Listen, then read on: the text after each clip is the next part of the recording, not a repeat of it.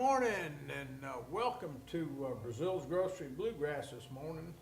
I'm your host, Don, here at Breazeale's Grocery Bluegrass, and I'm having to read off this phone because our prompter thing up there is not working today, so I'm going to try to be able to read this small print. Today is June 19th, 2024. I'm your host, Don Acevedo. The weather outside today is 72 degrees.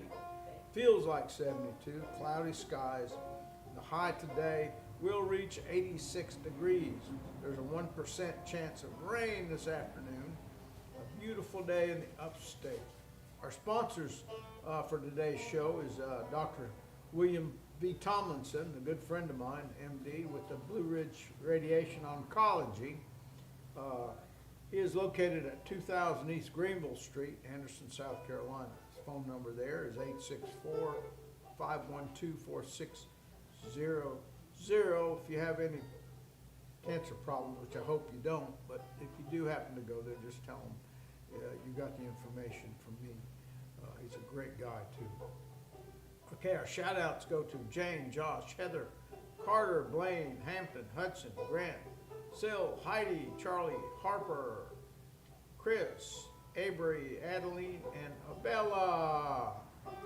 And of course, always loving our dear son, Martin. Here at Breazeale's Grocery Bluegrass, we have music lessons all week. Fiddle, classical fiddle, mandolin, bass, guitar, banjo, anything with a string on it, we teach here at Breazeale's Grocery Bluegrass. And in my opinion, we have the best instructors in the upstate. One of them is over here, Mr. Bell. He's practicing up for his next student. And for more information on lessons or instruments, you can call me at 864-376-1482. And here are some upcoming events coming up. We have the Jeff Martin Auctioneers. There's a 2-day East Coast Construction Transportation Auction, Wednesday, June 19th, and Thursday, June the 20th at 9 a.m. Contact Blaine Albertson with your auction needs. His number is 864-556-5384, and they're located at 1618 Auction Drive in Pelzer, South Carolina. Remember his number, Blaine Albertson, 864-556-5384 for all of your auction needs.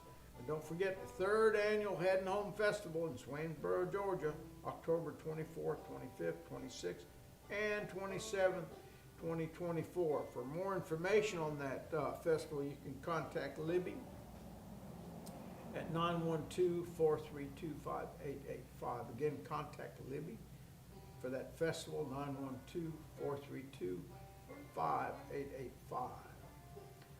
Jeff Martin Auctioneers is located at 1618 Auction Drive, Pelzer, South Carolina. They do live and online auctions, so you may contact Blaine Albertson for more information.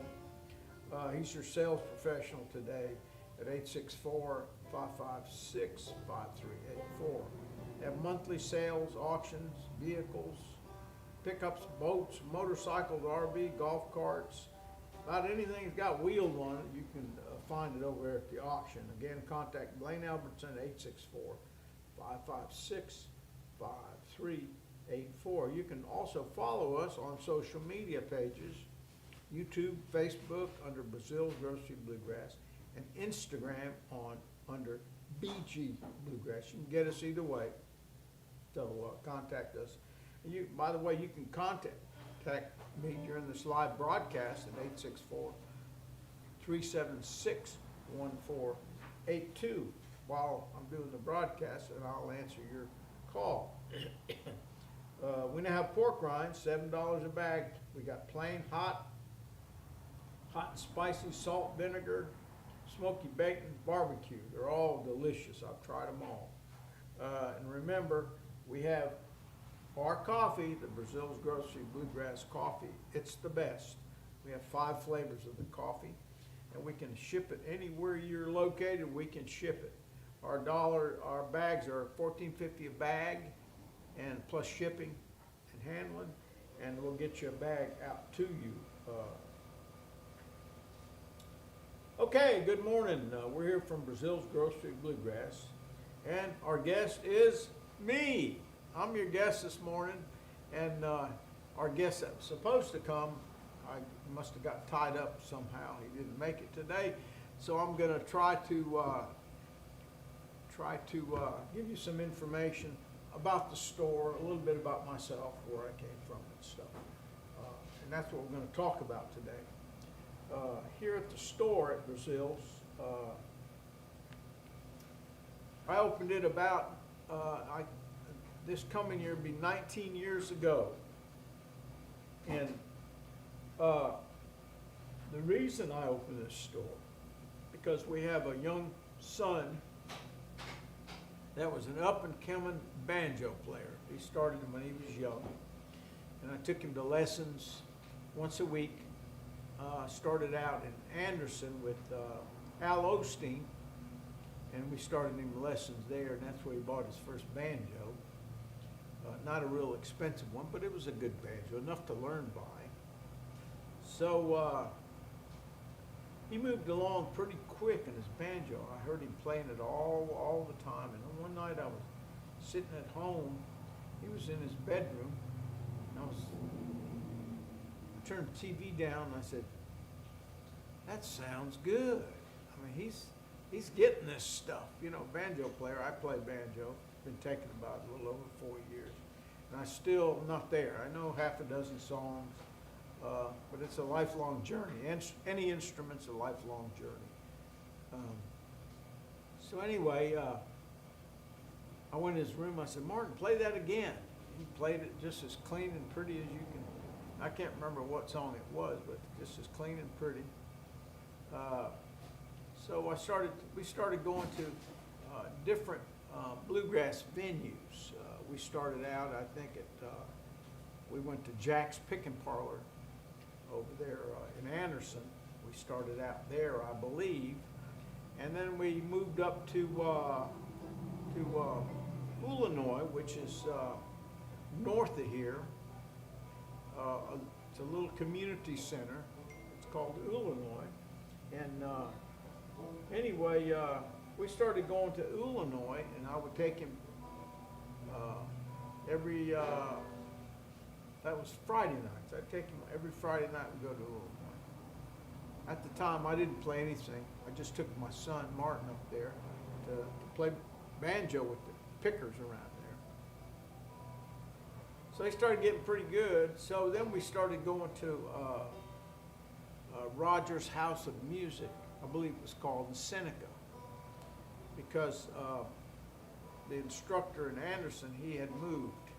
So we started going to an instructor. He's a 2 or 3 time banjo champion today, and his name is Charles Wood. And he was teaching over at the music place in Seneca. So I would take him once a week there, and Oral Charles took him to the next level, let me tell you. So Charles started teaching him banjo, and our son got pretty good on that banjo, I'm telling you. So one day I was there, Mr. Rogers said, "You play with your son?" I said, "No, sir." I said, "I don't even have a guitar." He said, "You don't?" I said, "No, sir." He said, "Well, I got a brand new Martin in the case, never been touched. It's for sale." About that time, my son came out of the lesson room, and he was going, "Oh yeah, get it, Dad. We can play together. We can play together." Well, it didn't take much for me to give in. So I bought a Martin D28, which I still have today. D28. We started picking together, and then we went to Illinois and went to the Rogers House of Music in Seneca for lessons. And I got me that guitar, and we started playing a little bit together. Eventually, Charles left the music place and went to his house. In that transition, Mr. Larry Bell, who is no longer with us, I don't know if you can see him, but his picture's on that banjo. That was his teaching banjo. I still have, I hang it up at the store. It'll be here forever. And I miss him dearly. We all miss him. A great guy, a great instructor. And actually, this is his brother over here, Gary Bell. And they almost look alike. It's scary. But Gary took his place here when Larry went on. So anyway, Larry started teaching my boy, Mark. He'd come here for lessons. And he just picked that instrument up and just went with it. And the kid was amazing. He was amazing. So, I'd go up to the barn up there and I'd hear him playing his banjo, and he had a door open on his truck, CD playing in there. And I said, "What are you doing?" He said, "I'm learning the song." He would listen to the song once or twice, and he had every note for note. That's how good he was gifted. He was a God-given gift that God gave to my son. I don't have that gift. I got to struggle. But he stuck with it. He really stuck with it. So we go every year. We go to SPIGMA. SPIGMA stands for Southern Preservation of Bluegrass Music Association. It's a big event. I think it's probably the world's largest bluegrass event anywhere. And there are people from all over the world that go to SPIGMA every year. It's the last weekend in January. Every year, been going for, I guess, 13, 14 years now. We, every time I leave, I get the same rooms on the third floor. I usually get about 20 rooms, sometimes more or less. People at the store here, friends call me and they get a room. They have to pay for it, but I reserve them every year, so we can all be on the same floor together. So anyway, we started going to SPIGMA, and Martin, he would get with friends, and you can pick. It's around the clock. Starts Thursday, Friday, Saturday, and we leave Sunday. You go down to the lobby at 1, 2, 3, 4, 5, 6, 7 in the morning, and people just picking around the clock. You can find pickers in the hallways, in the lobby. It's a great. It's a lot of fun. It's a great venue. So we would go there every year, and old Martin would get in our room, and he'd take my boots and he'd put them up against the door. We leave the door open. Most everybody does up there. People come in and jam. I've had 25 people in that room, picking, jamming, sitting on the bed, listening to music. People out in the hallway, sticking their heads in the door, listening to the music. It's a great venue. I still go today. Martin got better, and better. And eventually he ceased to take lessons because he was there. We all need lessons forever, but he felt like I'm where I want to be right now. If I need to learn more, I can always go back and take lessons. So anyway, Larry Bell taught here for years. Well, Larry got sick. He didn't come one Wednesday, and his son called me, Jason, and said, "Don, Daddy's sick." I went to his house, and he was upstairs, had pneumonia. So I carried him over to the hospital.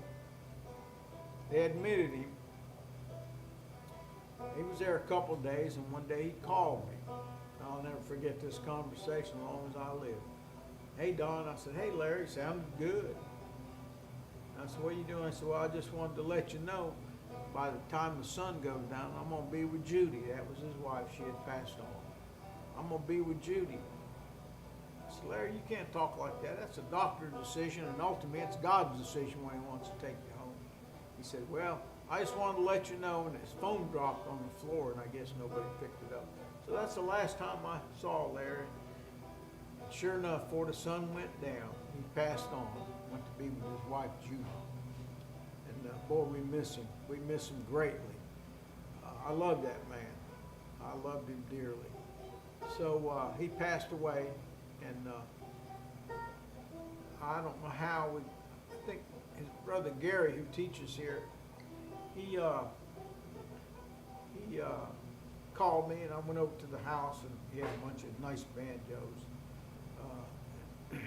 Matter of fact, that was one of his banjos right there, and I bought one of his guitars I got in the back. Really nice guitar, man. It's a can't remember the brand of it, but it's a beautiful guitar.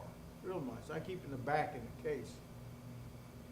I take it out on special occasions.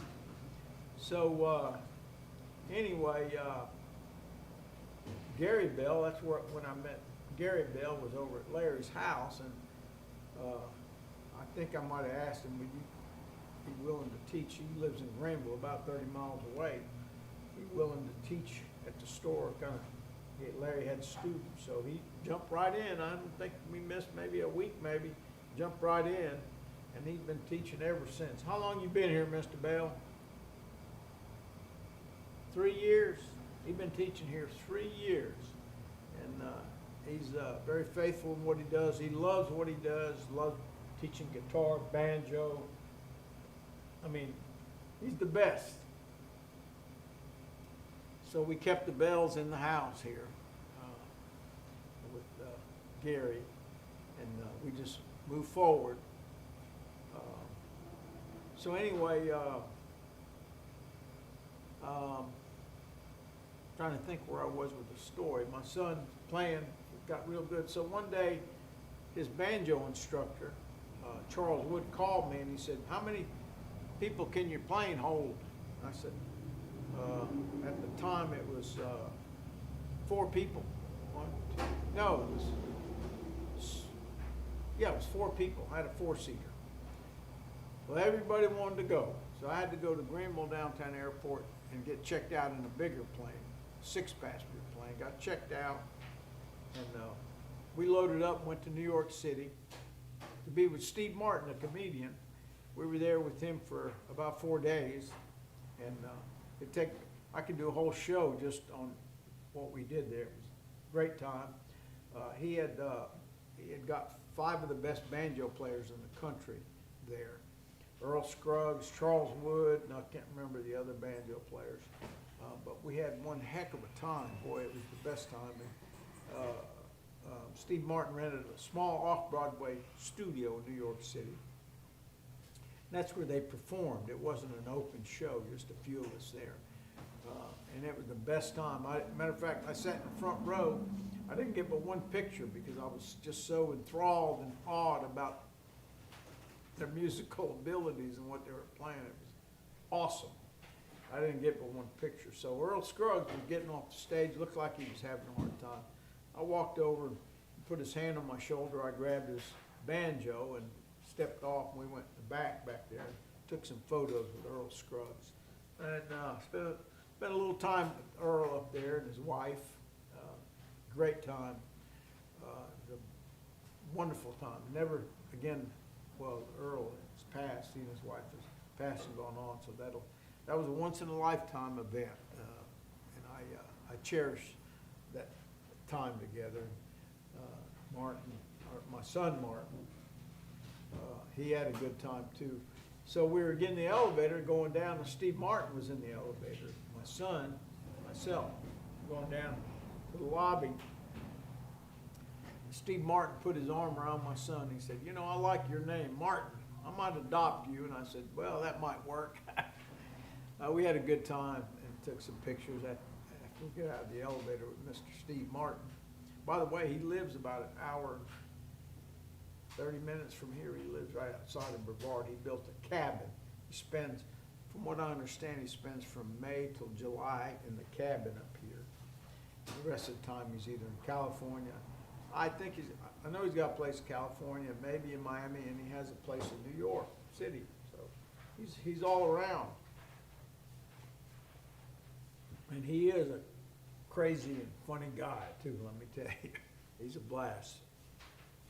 So we had that experience up there, came home, and Martin continued to progress with his banjo playing, and he also, we have a big farm not far from here.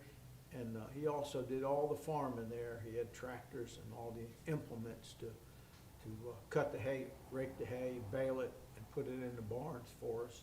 He did all the farm work for us there at the farm. So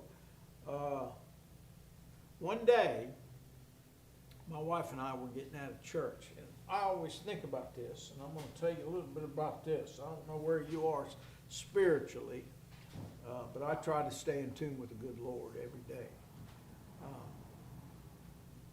But this can only be a spiritual moment. We were getting out of church, and we were walking to our car right there at the intersection, right on the corner of our church. And we got on the sidewalk. Guess who pulls up to the stop sign? Our son Martin. He had his little wakeboard in the back of his truck, had some friend in the truck, and I could still see his face kind of hanging his arm out. And he said, "Y'all still go to church?" And I said, "Yeah, boy, we do." And I said to him, "Where you going?" He told me. And then I said, "I might go with you." And he said, "Well, get in." And to this day, I always say, if I would have gone with him, would this have happened? So anyway, he went on. And that evening, we were at a restaurant eating with some friends, and my wife got a phone call and said, "Your son is missing out there on the lake." Boy, we just jumped in that car and took off out there. We got out to the lake, and of course there's all the fire and police and rescue people were all there. And it was just getting ready to be sunset. It wasn't quite dark yet. So we sat up there, and boy, I never prayed so hard in my life. And sat in that Suburban. Pastor came up. I rolled down the window, and we talked and prayed a little bit. I waited and waited, and we waited that night, waited that night, waited that night. And I said, surely, Martin was a good swimmer. He swam over to that island over there. He's on that island over there. They need to look over there. I thought that for the longest time. And then when it went into the next day, you kind of start losing hope in them finding our son. Anyway, it wasn't for about 3 days later, I believe it's right, 2 or 3 days later, they found him in 130 feet of water down there. So they got him and brought him to the funeral home and prepared him like they do. And we had a special time with our son because it wasn't a normal burial, it wasn't a normal thing. I have a friend of mine who does a lot of woodworking for our company. And I asked him, I said, could you build a casket out of the cedar I got up here at the house? And then on the top of it, could you make a banjo? He has a CNC machine. He made a banjo so detailed out of wood. It was on the top of his casket. It was beautiful. The whole thing was wood he made, built it with his banjo on top.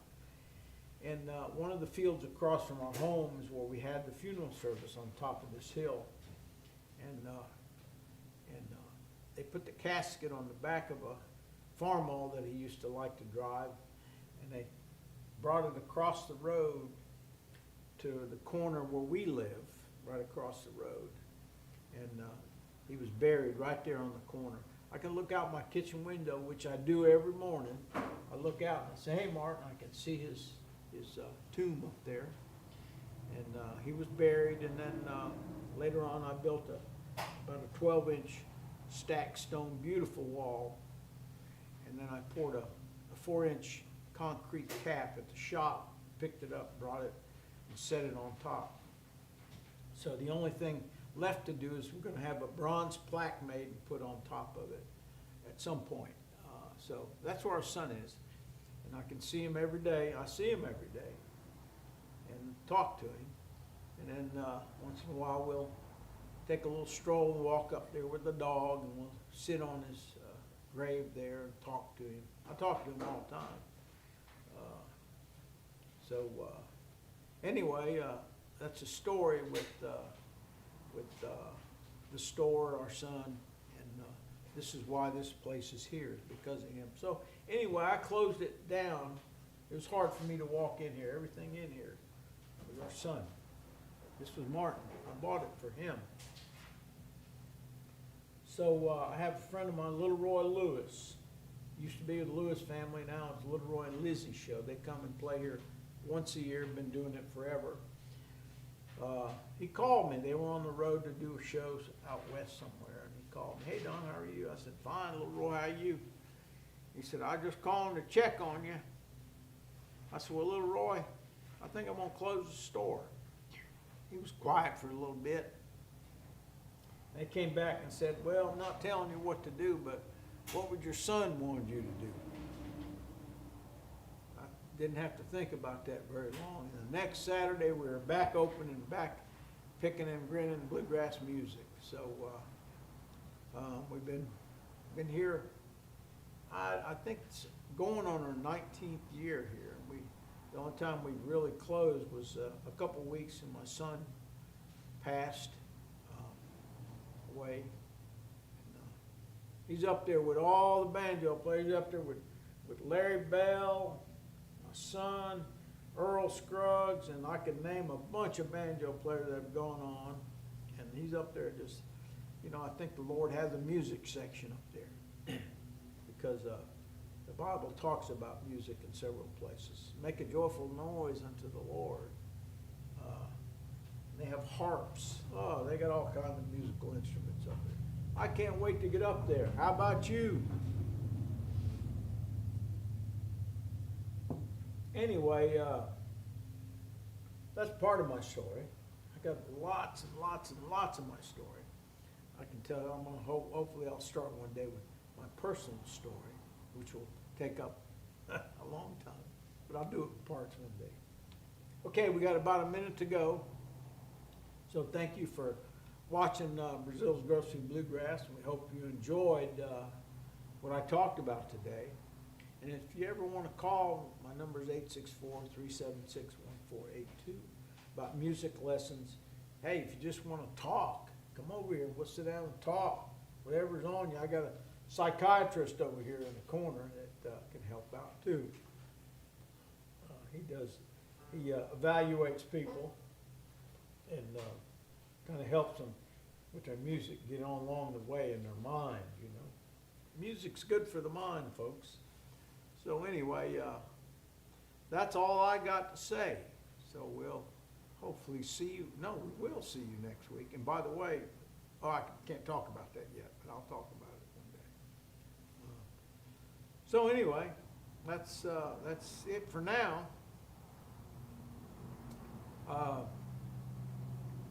Waiting on the producer to tell me time.